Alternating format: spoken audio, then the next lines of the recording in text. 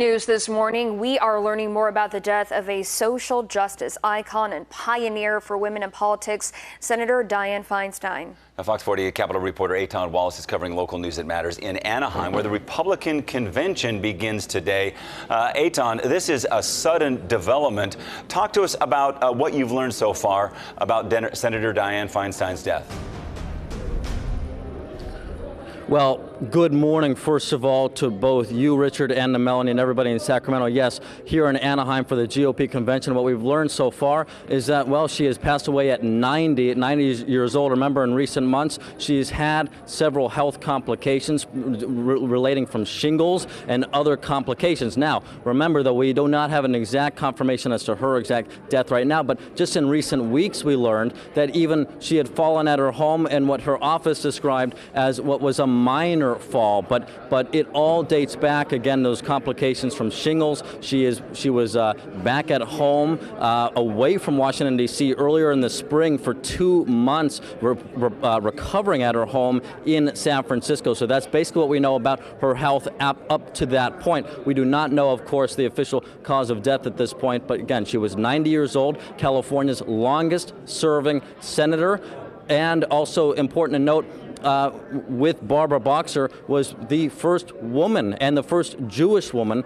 to represent this state, California, in the U.S. Senate. Also should point out that even Republicans, and we haven't really had an opportunity to get a lot of reaction here, but if you speak to Republicans in Congress, both really in front of the camera and behind the scenes, they will tell you that she branched across the aisle on several issues, including things like water, including things like homelessness, and most recently, and really throughout her career, actually, she was known also to be what some in the Democratic Party have called a real leader on gun reform. That's at least what some in the Democratic Party would say about Dianne Feinstein. So a huge legacy. By the way, I don't even mention the fact that she was, of course, mayor of San Francisco, also a county supervisor in San Francisco County, dating way back. Her roots stem back, at least her father's roots, to the Central Valley. Father was actually an oil man in Taft near Bakersfield. So a little bit about her life right there. But again, the news this morning, Senator Dianne Feinstein, dead at 90. Of course, you might be wondering, me as a Capitol correspondent, well,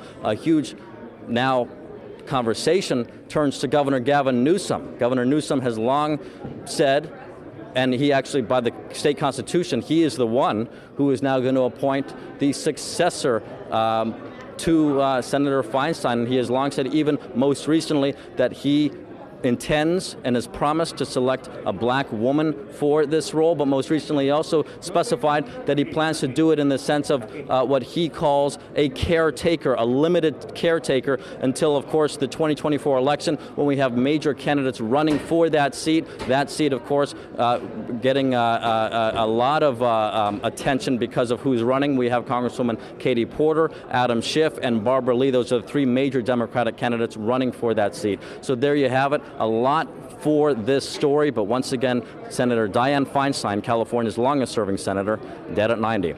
We are live here in Anaheim at the GOP convention, where, by the way, Donald Trump, former President Donald Trump, is set to speak later today. We, of course, will bring you what he has to say, including if he has any reaction to this news. Richard and Melanie.